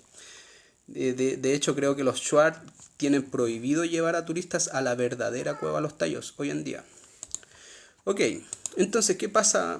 ¿Dónde se relaciona el padre Crespi con la cueva de los Tallos? Mira, Carlos Crespi Croci, nacido en 1891 en Milán, conocido como padre Crespi, ¿cierto? Le encomendaron una misión. ¿Por qué? Porque el Papa Pío XI envió a muchos curas misioneros a Latinoamérica a buscar artefactos extraños y de mucho valor de varias culturas aborígenes de Latinoamérica. Además de llevar la religión cristiana, ¿cierto? Querían evangelizar a todos los nativos. Fue entonces cuando en 1923 el padre Crespi fue enviado a Ecuador, Guayaquil, exactamente muy cercano a la tribu de los Shuar. Fue por esa razón que el padre Crespi, cierto, que nació en Milán, lo enviaron a Ecuador, porque a ellos los mandaban prácticamente a evangelizar y si podían traer objetos de valor también, pues ustedes saben que el Vaticano son ladrones y no por nada también los mandan ahí. El Dorado, vamos a hablar de eso también aquí, también entra acá. Entonces, ¿qué pasa con el padre Crespi? Padre Crespi, en su investigación sobre las tribus, porque el padre Crespi también era una persona bastante estudiosa y investigador, explorador también, en su juventud, porque él llegó cerca de los 20, 22 años a Ecuador, ¿cierto? Llegó muy jovencito.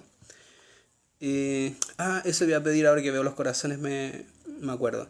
Chiquillos y amigos y amigas, si les gusta este live, si es de su interés, porfa apóyenme con corazoncitos para que el algoritmo de TikTok me promocione este live a más personas. ¿Ya? Y así apoyan también mi canal, mi perfil de TikTok. Gracias por los corazoncitos. A mí me ayudan harto. Regalos no se preocupen, ¿ya? Pero sí corazoncitos para que también esto vaya llegando a más personas. ¿Qué decía acá? Sí, ladrones y limpian el dinero de los narcos, te falta decir. Si hablamos del Vaticano, olvídalo. ¿Sabían ustedes que en el Vaticano, bajo el mismo Vaticano, se encontraron más de 2500 osamentas de niños? Claro, porque se los comen. Ya, después otro día vamos a hablar de eso. Ok, entonces el padre Crespi se vuelve párroco de la iglesia María Auxiliadora, la iglesia de los pobres que le llamaban en Ecuador. Aquí es donde poco a poco también se gana el cariño de muchas personas, ya que él ayudaba a los pobres con vestimenta, comida, educación y muchas veces también refugio. Era un hombre muy querido por la gente en el año 1936. El padre Crespi tenía eso, ¿cierto? Este caballero que está aquí. ¿Ven? Y de hecho ahí aparece con algo que le dieron los indios Shuar que trajeron de la cueva de los Tallos. Ahí vamos a hablar de todos los objetos que tenía el padre Crespi, porque llegó a juntar más de 8000 objetos. Ya, entonces padre Crespi era un hombre que era muy querido porque era una buena persona, y eso no lo tenía calculado el Vaticano, ¿cierto? El Vaticano pensaba que todos sus curas eran todos pedófilos y ladrones. Bueno, el padre Crespi fue la excepción. Y el padre Crespi ayudaba a los indios Shuar, les daba comida, les ayudaba con refugio, con vestimenta, educación, ¿cierto? De hecho, el padre Crespi, mira, aquí aparece en este punto, lo tengo anotado. Él inauguró la escuela Marchant, que albergaría hasta 1500 niños. Visitaba con frecuencia a los Shuar, ¿cierto? A la tribu que estaba cercana a la cueva de los Tallos. Y ahí fue cuando los nativos le regalaban al padre Crespi artefactos de metal y placas de diferentes materiales, incluso de oro, con inscripciones desconocidas e incluso algunos de tipo sumerio. Tuvo que pedir en 1960 permiso al Vaticano para crear un museo debido a que ya tenía más de 8000 piezas, el cual le fue permitido. Es decir, el Vaticano le permitió crear un museo para poder tener todas estas piezas que los mismos indios Shuar le regalaban, ¿cierto? Piezas como esta. Y esa es pequeña. El punto es que el padre Crespi recibió piezas que eran de tipo sumerio. Por ejemplo, acá la tengo, mira. Ese tipo Anunnaki que tiene cabeza pájaro, así como Horus, ¿cierto? El de la izquierda que ustedes ven es de Ecuador. Lo encontraron dentro de la cueva Los Tallos los indios Shuar. Y el otro que está como en piedra es de Mesopotamia, del otro lado del mundo. Pueden creer la similitud, es el mismo y es de tipo Anunnaki. Estos seres así vienen con los Anunnaki, ¿cierto? Que también tienen esa misma forma, pero en otro lado aparecen con cabeza humana, ¿cierto? Entonces, mira este otro artefacto. Ahí tienen una pintura, ¿cierto? De egipcia, la que está en rojo, y la otra la encontraron dentro de la cueva de los Tallos. Nuevamente Egipto, nuevamente Mesopotamia, en América, así como pasó en el Gran Cañón, ¿cierto? Donde también se encontraron artefactos egipcios y sumerios. Entonces, hay unas entrevistas, por ejemplo, del padre Crespi en YouTube, donde él habla de las pocas entrevistas que hay del mismísimo padre Crespi, donde el padre Crespi al periodista le entrega una placa muy extraña y el periodista la queda mirando y le dice, esto es egipcio. El padre Crespi le dice, no, esto es sumerio. Y era sumerio. Por los arqueólogos y los conocidos en el tema y artefactos sumerios y escrituras sumerias decían que en efecto. Entonces, nuevamente lo que pasaba en el Gran Cañón, que tiene que ver con el mundo intraterreno, cómo llegaban artefactos egipcios, sumerios, incluso se supone que la civilización sumeria desapareció hace más de 5000 años. De hecho, la civilización sumeria es la civilización más antigua de la Tierra. O sea, obviamente que no es la más antigua, pero es la más antigua que se tenga registro. Después de la cultura sumeria no hay registro alguno. Entonces, ¿cómo es que hasta el día de 1936 todavía se encontraban artefactos y escritura sumeria? ¿Quién las seguía haciendo? ¿Cierto? En 1936, 6000 años después de la caída de Sumeria. Bueno, todo venía del mundo intraterreno. ¿Cachai? Cómo se van uniendo todas las historias. Y es ahí donde también empieza a hacer sentido con las visualizaciones que he hecho yo al mundo intraterreno. Los que no han visto, los que no vieron mis videos del live anterior, vayan a mi perfil, ahí hablé extensamente de cómo yo entré al mundo intraterreno mentalmente. Yo practico el mentalismo, me proyecto mentalmente y puedo ver cosas. Entonces, aquí tenemos las historias que van comprobando todo eso, ¿cierto? Mira, los Schwartz le decían al padre Crespi que ellos no hacían estas cosas. Estos artefactos se los regalaban los seres del mundo intraterreno, lo cual era muy real debido a que los Schwartz no tenían conocimientos de herrería avanzada y tampoco las herramientas para crearlos. Además, en los tallados de las placas y vasijas aparecían hombres de largas barbas, cosa que no era muy común en los indios Schwartz. Eso era lo otro, que las figuras que aparecían talladas en muchos artefactos que tenía el padre Crespi aparecían hombres barbados. Y los Schwartz no tenían barba, no les crecía la barba. Entonces, ¿por qué los Schwartz iban a tallar hombres barbados? Y eso es lo otro, que no eran cualquier hombres barbados, eran los hombres barbados que eran muy similares a los que tallaban la cultura sumeria cuando tallaban a los cuando mostraban a los Anunnaki. Los Anunnaki ustedes saben que los tallaban siempre y los mostraban siempre en las representaciones con grandes barbas. Entonces estamos hablando acá de que finalmente en el mundo intraterreno al parecer todavía hay Anunnakis. Finalmente, ¿quién fue el que abrió los salones de Amenti y quien produjo este gran vacío interno en la Tierra? Fue Tot. Y Tot era hijo de Enki, Anunnaki. Y eso no lo dicen investigadores, eso lo dice el mismo Tot.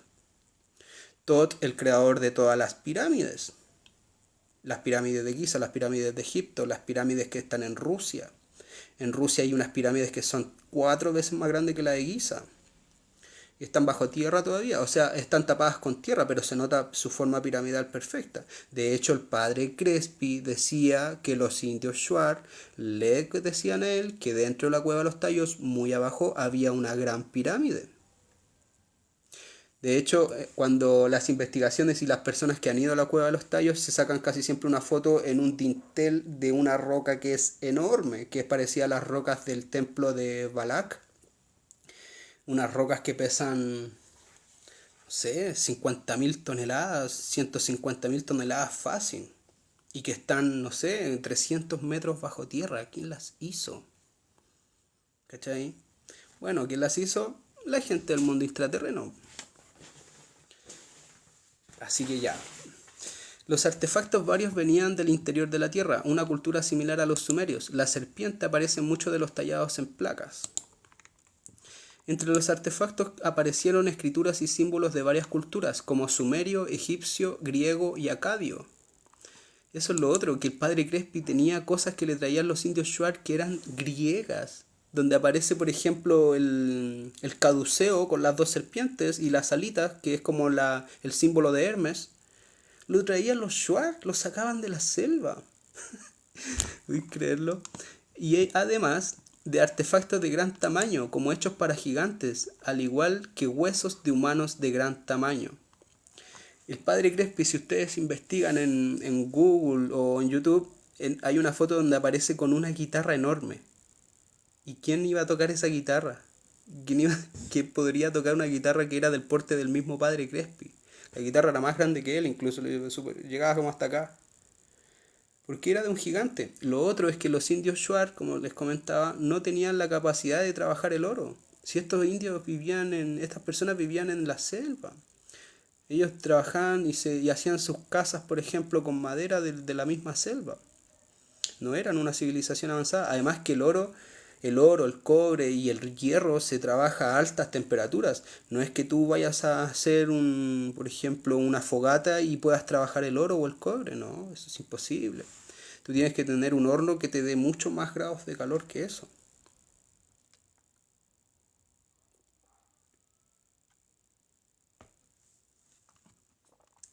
Ok, avancemos.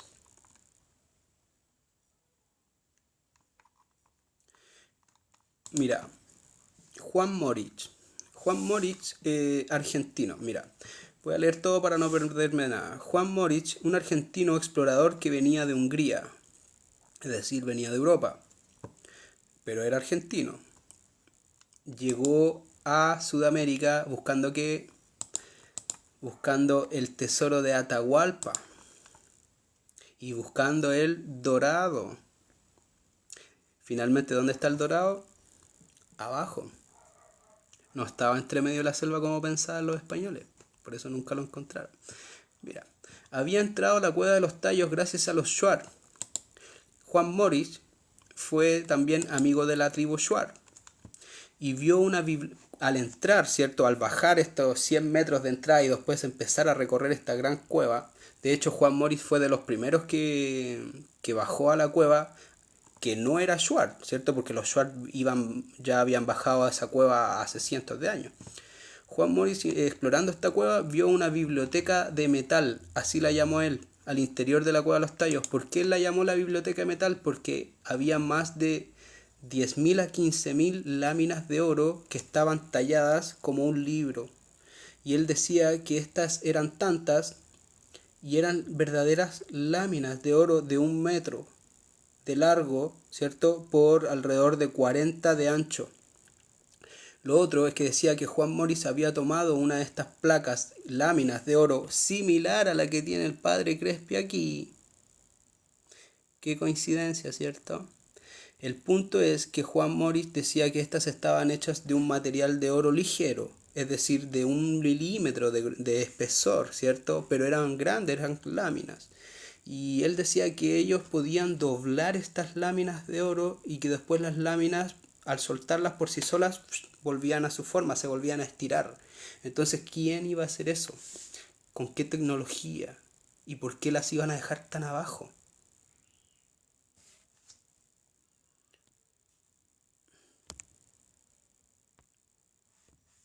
Ya, ahí sí. Placas de oro en las que estaba escrita la historia de la humanidad. Eso decía Juan Moritz, que ahí estaba escrita la historia de la humanidad. Esta solo era conocida por Juan Moritz, amigo del padre Crespi. Moritz aseguraba la existencia de un mundo avanzado y mágico al interior de la Tierra. Otro más que asegura que dentro de la Tierra sí hay una civilización avanzada. Decía también que por dentro de la Tierra se podía recorrer toda América, que los túneles interiores llegaban hasta Machu Picchu y el lago Titicaca e incluso al mar. Muchos decían que Moritz era masón. Es dificilísimo entrar a la cueva de los tallos, es súper difícil entrar. De hecho, yo vi una expedición que hicieron un grupo de personas a la cueva de los tallos y les costó mucho, mucho. ¿Por qué? Porque es demasiado inaccesible y para entrar tienen que llevar muchas cosas, mucho peso y mucha comida, mucha luz. Aparte que dentro de las cuevas de los tallos, extrañamente las baterías se apagan, se descargan, pero en un abrir y cerrar de ojos. Entonces no saben cómo mantenerse abajo, entonces ahí tienen que hacer todo un cuento. Entonces, Moritz decía que por dentro de la Tierra existían túneles que llegaban incluso hasta Machu Picchu y el lago Titicaca. E incluso al mar, desde el lado incluso el norte chileno. Es decir, el norte chileno, Atacama, todo lo que es Arica, ¿cierto? Está conectado subterráneamente con Machu Picchu, con el lago Titicaca, con la cueva de los tallos. ¿Cachai? Entonces, ¿qué pasa? Cuando tú ves, por ejemplo, la historia inca del lago Titicaca, dice que del lago Titicaca surgió Viracocha y que Viracocha creó al ser humano. Bueno, Viracocha es un símil de un Anunnaki. ¿Y de dónde venía? De dentro del lago, posiblemente del interior de la Tierra. ¿Por qué se nos oculta toda esta información? ¿Cuál es el fin? Que siga sin saber nada, po. Ese es el fin, po. El fin es que la población no sepa la realidad y que crea y que crea toda la historia que le dicen en el colegio, ¿cierto? Que es toda mentira. Porque para la educación normal que dan en los colegios y para la gente de todas las edades, finalmente esto es una locura. Claro, porque no les enseñaron la verdad, pues le enseñaron una mentira que se acomodaba más. Pero imagínate ellos cómo le van a decir, no, es que lo que pasa es que a nosotros nos crearon los Anunnaki llegaron acá a la Tierra hace 445.000 años y después tuvieron a Tot y Tot creó las pirámides y Tot fue el dios de la sabiduría después en Egipto y finalmente nosotros fuimos manipulados genéticamente por los Anunnakis y bla bla bla bla bla. Entonces, olvídalo, ellos no van a decir eso. ¿Cachai? De hecho, el Salvador Freixedo, ustedes conocen al gran Salvador Freixedo, ¿cierto? El autor de La Granja Humana y muchos otros libros de alto calibre, bastante interesante, ¿cierto?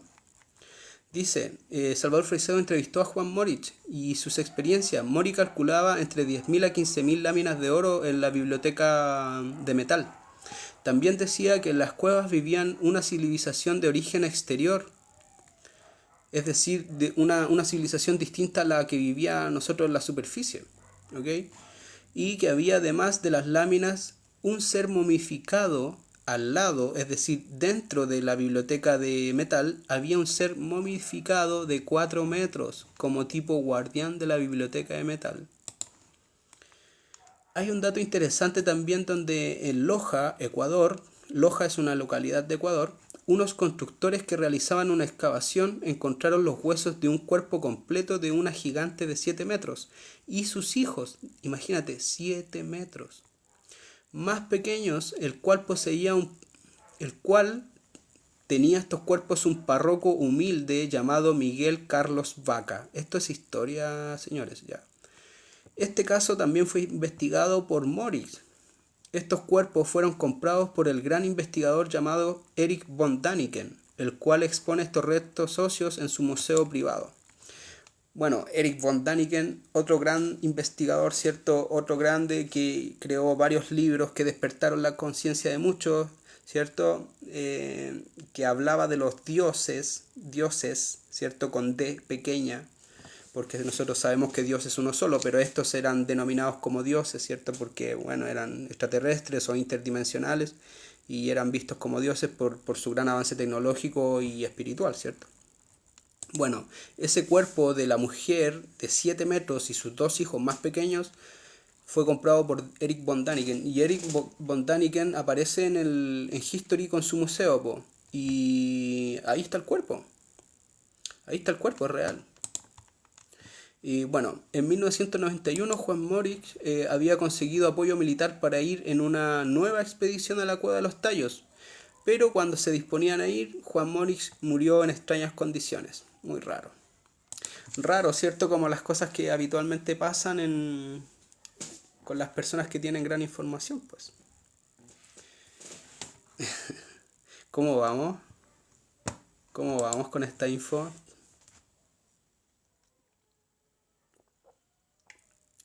Ah, les quiero decir una cosa, antes de que sigamos con el tema. Tengo una clase que voy a dar el día 6 de febrero. Ya es una sola clase donde voy a dar solo técnicas, ya vale 15.000 pesos chilenos o $20.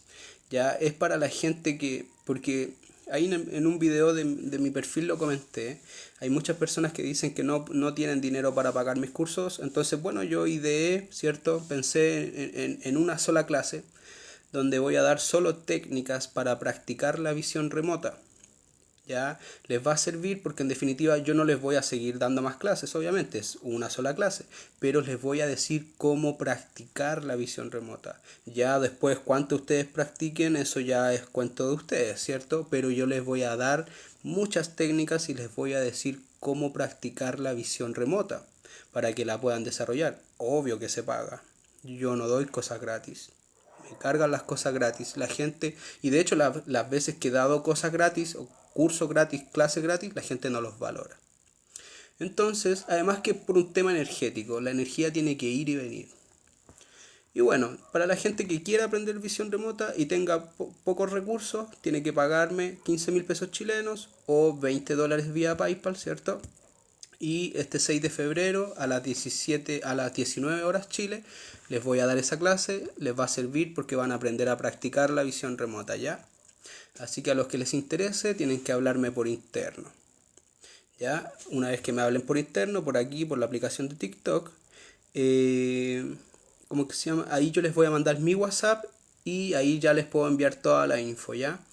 Es súper económico, encuentro que es bueno para la gente que le interese y que quiere practicar. Así que si les interesa, es su oportunidad para tomarlo, ¿ya? Dura 2 horas y media, yo creo que va a durar la clase. 2 horas y media, ya. Ahora si hay muchas dudas, si llega mucha gente, yo creo que ya voy a hacer como 3 horas, ¿ya? Pero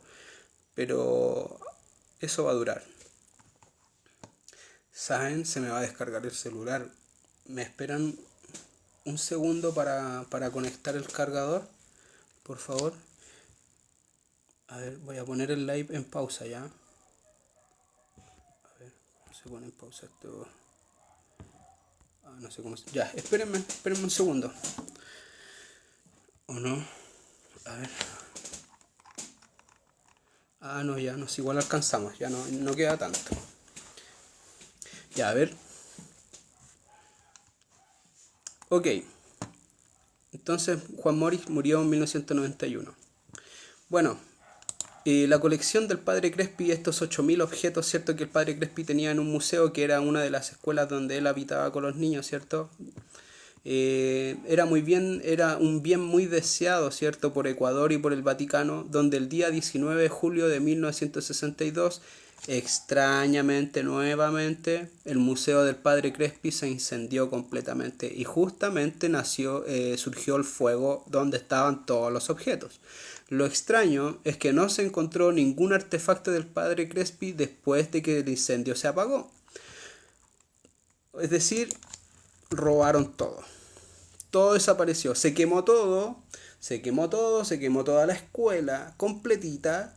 Y cuando apagaron todo, fueron a buscar los objetos de metal que no tenían por qué sufrir daños con el fuego, porque eran de oro, ¿cierto? Y muchos de cobre y otros metales desaparecieron. El punto es que luego, en el año 1979, imagínate, esto se quemó en 1962 y en el año 1979 el Banco Central de Ecuador compró más de 6000 artefactos que eran de propiedad del padre Crespi. Es decir, estaban en el mercado negro y los compró el Banco Central de Ecuador. Es decir, de los 8000 o 9000 artefactos que tenía el padre Crespi, 6000 fueron recuperados por Ecuador. El tema es que tampoco están a disposición de la gente. Los compró el Banco Central de Ecuador y de ahí después se perdieron. ¿Cachai? Entonces,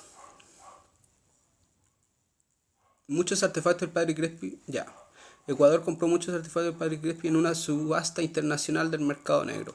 Es decir, muchos fueron llevados al mercado negro y su mayoría se perdió completamente, ¿cierto? Muchas personas que tienen hartos recursos los tenían, ¿cierto?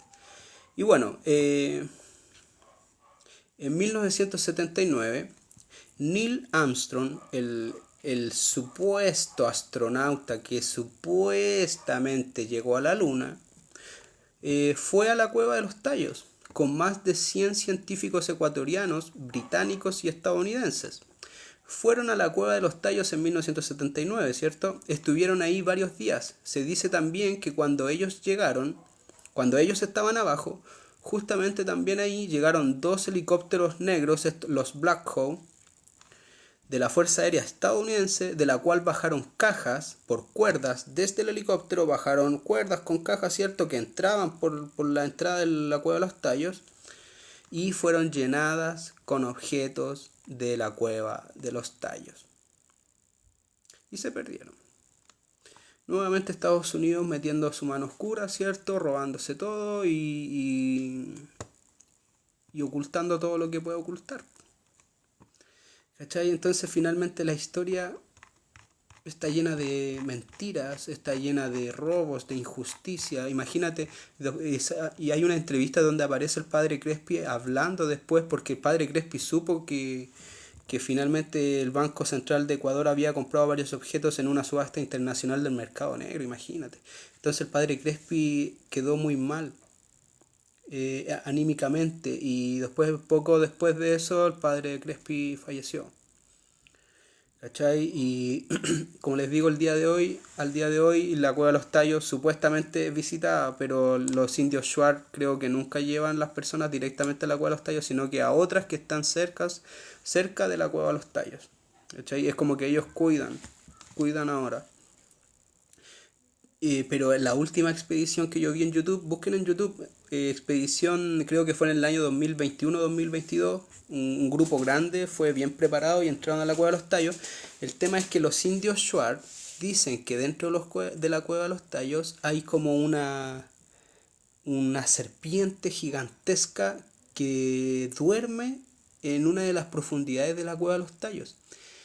El tema es que un mexicano que estaba a cargo de la expedición, ¿cierto? Que entró con varios de los Shuar, porque la tribu Shuar todavía existe, ¿cierto? Ya no son tan nómades y tan aborígenes como eran antes, pero todavía existe. Entraron con varios Shuar y los Shuar decían que en cierta zona de la... es muy buena esa expedición, veanla, dura harto, dura como 2 horas. Decía que en una de las zonas que estaban ellos, muy cercana, estaba esa serpiente y estaba durmiendo. Y el tema es que este mexicano se acercó y dijo que se escuchaba respirando un animal enorme. Y dijo que les dio miedo y que ahí se fueron. Se fueron, volvieron a la entrada, estuvieron un día más y después ya los subieron. Es bastante interesante. Entonces finalmente en el interior, por medio del interior de la Tierra, se puede recorrer todo. Imagínate, desde allá mismo de Egipto o Grecia pueden llegar al Gran Cañón o a Venezuela, porque en Venezuela también hay unas entradas cerca del Monte Roraima. Bueno, el Monte Roraima también, ¿qué es? Es un árbol de silicio cortado. Cuando ustedes ven esa tremenda montaña que está perfectamente cortada. Las cortaron con láser, por supuesto. Y eso también pasó en el Gran Cañón. Muchas de esas especies de montañas, ¿cierto? Como la misma Torre del Diablo que apareció en la película eh, de Steven Spielberg, ¿cómo se llamaba? No me acuerdo, Contacto Extraterrestre, algo así. La montaña del Diablo era un árbol enorme y lo cortaron. ¿Quiénes lo cortaron? Naves ovnis. Los cortaron. ¿Por qué? Porque esos mismos árboles, en cierta forma, mira, ahí me voy a otra historia. Esos árboles pertenecen a la raza arbórea. La raza arbórea fue una de las primeras razas que los extraterrestres trajeron a la Tierra. Recuerden que la Tierra es un verdadero laboratorio que está llenísimo de especies, que esas especies llegaron de diversas partes del universo. Incluso los más entendidos dicen que en la Tierra todas las especies que existen, por ejemplo la mantis, existe en la Tierra, ¿cierto? Es como una especie de insecto, pero hay civilizaciones tipo mantis. Finalmente, todas las especies de insectos, peces, aves, anfibios, mamíferos, humanos incluso, que están aquí en la Tierra, ninguna es originaria de la Tierra, porque la Tierra prácticamente en una roca, en un momento que crearon ellos también. Y esta roca la fueron llenando de especies. Y pusieron, por supuesto, al ser humano como en la punta de la pirámide, ¿cierto? Él iba a controlar todo. Las especies que sí ya habitaban en la Tierra eran las reptilianas. Las reptilianas, por los Anunnakis, fueron comandadas y enviadas al mundo intracavernario. Es por eso que dentro de las montañas, en las partes intracavernarias, siempre se encuentran reptiles. Porque habitan ahí. Ellos no habitan dentro del planeta. Es decir, en el mundo intraterreno, habitan en una zona intermedia, son intracavernarios. Por eso yo los vi cuando fui al Monte Kailash. Y bueno, el planeta en definitiva les pertenecía a los reptiles. No por nada había un montón de millones de dinosaurios. Dinosaurios que hasta el día de hoy existen, pero dentro de la Tierra. Entonces, en el Gran Cañón, yo creo que la mayoría de esas montañas que parecen así como, que parecen verdaderos troncos de árboles gigantes y que están cortadas, ¿cierto? Eran árboles. Y el monte Roraima era un árbol. Y es enorme. ¿Y eso estaba hablando de la raza arbórea, que fue traída de las primeras a la Tierra. ¿Por qué? Porque las razas arbóreas, estos gigantescos árboles, eran seres vivos. Obviamente que hasta el día de hoy, y nosotros sabemos muy bien que los árboles son seres vivos. El punto es que esos árboles gigantescos, aparte de ser seres vivos, ellos tenían una conciencia, una sabiduría. Y ellos con sus raíces tomaban el planeta y lo terraformaban. ¿Para qué? Para que luego pudiese ser habitado por distintas especies traídas desde diferentes partes del universo. Interesante, ¿cierto? Ya. Uy, hay 103 personas y están todas súper calladas. Pueden hacer preguntas si quieren, ya ligerito vamos a terminar. Como les digo, tengo un curso que está el 6 de febrero por 15.000 pesos o 20.000 pesos vía PayPal, o sea, $20 vía PayPal. A los que les interese tienen que hablarme por interno y de ahí les mando mi WhatsApp y la información para inscribirse para esa clase, ¿cierto? Es una clase de solo técnicas para que puedan ustedes practicar después la visión remota, pero por parte propia. ¿Los dinosaurios son como nos han enseñado? Sí, algunos, no todos, algunos. Y el otro día veía un reportaje de una mujer que decía que no siempre como las recreaciones de los dinosaurios eran fielmente así. Decía porque, por ejemplo, mostraba como un esqueleto de un ornitorrinco y decía que ellos, hace muchos años atrás, hace, no sé, unos 100 años atrás, no se conocía bien el ornitorrinco y que le habían hecho una fisionomía en base a la estructura ósea del ornitorrinco. Y resulta que el ornitorrinco después lo descubrieron vivo y era totalmente diferente. ¿Cachai? Los seres de Mu eran de las estrellas, sí, y nosotros también. Todos, justamente lo que estaba diciendo yo, todas las especies que existen en la Tierra vienen de afuera, porque fueron traídas. Fueron traídas por estos seres intraterrenos o realmente extraterrestres. De hecho, los seres que habitan en el mundo intraterreno son extraterrestres también o interdimensionales.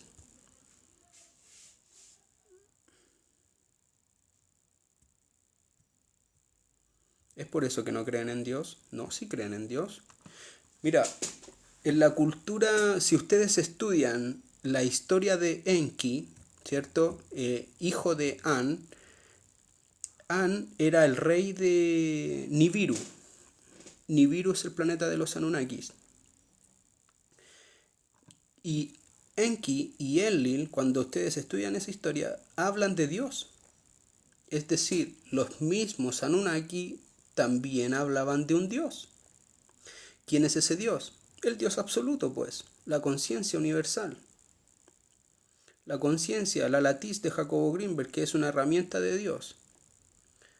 Dios es absoluto, creó todas las razas, todas las especies del universo y del multiverso. No hay seres que estén por sobre Dios. ¿Por qué? Porque Dios es todas las cosas, es todos los seres. Dios eres tú, Dios soy yo, Dios es un Anunnaki, Dios es un gris. ¿Por qué? Porque todas las cosas son parte de Dios. ¿Qué decía Jesús? Corta un madero y yo estoy ahí. Lanza una piedra y yo estoy ahí. ¿Cómo es posible que Él esté ahí? Claro, porque Él es la conciencia que le da forma a todas las cosas existentes y no existentes. De hecho, una de las grandes misiones que tienen los Anunnakis es estudiar a Dios. Entonces, ¿por qué en mis sueños los reptilianos se burlaron o es una forma de intimidar? No sé, no me gusta meterme en los sueños de las personas porque lo que significa para mí no tiene nada que ver quizás con lo que significa para ti. Tú tienes que empezar a conocer tu subconsciente. No crean en las personas que les interpretan los sueños son súper personales. Los sueños, por ejemplo, si yo cuando era pequeño yo tenía, por ejemplo, como mascota un ratón pequeño. Si yo sueño con un ratón pequeño, quizás a mí me puede traer un buen recuerdo, puede significar algo bonito para mí o un augurio bonito. Pero por ejemplo, si a ti te mordió un ratón, por ejemplo, cuando eras niña, y tú le tienes pánico al ratón, tú si sueñas con un ratón, para ti va a ser un sueño catastrófico. Y es el mismo ratón. Entonces ustedes, cuando tengan un sueño, ustedes mismos interpretenlo, ustedes busquen el significado, busquen en meditación, en su conciencia, qué puede significar. Y así. ¿Qué sabe de los pulpos y los delfines? Lo mismo que les decían delante, fueron traídos desde afuera. De hecho, los mismos pulpos y los delfines tienen una conciencia súper avanzada. Los pulpos son muy inteligentes y ni hablar de los delfines. El mismo Jacobo Greenberg en su último experimento estaba tratando de comprobar la comunicación neuronal de un humano con un delfín.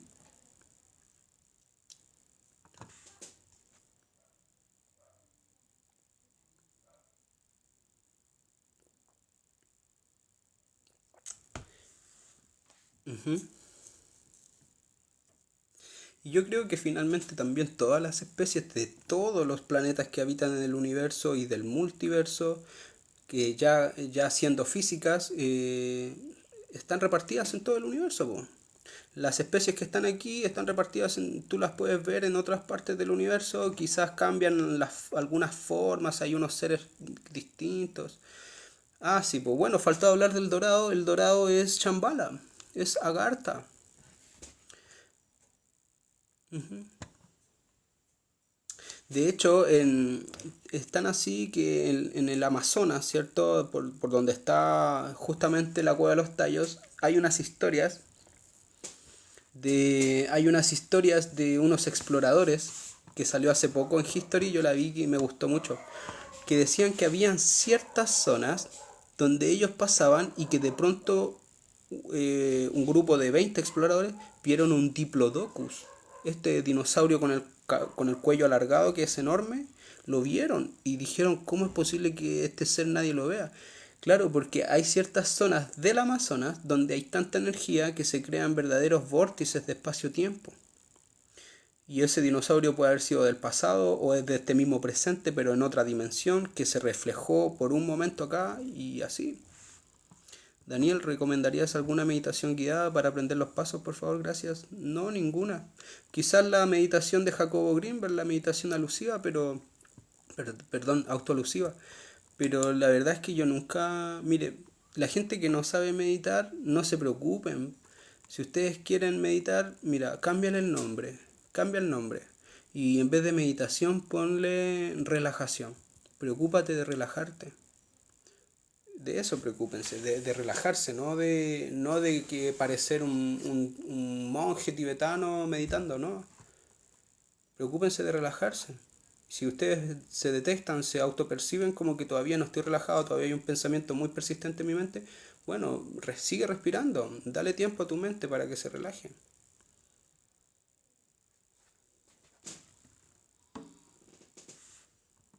Yo lo llamo siesta. Bueno, la gente, nos falta la gente ignorante. Vamos a bloquear para que después no moleste. Y así que bueno, eh,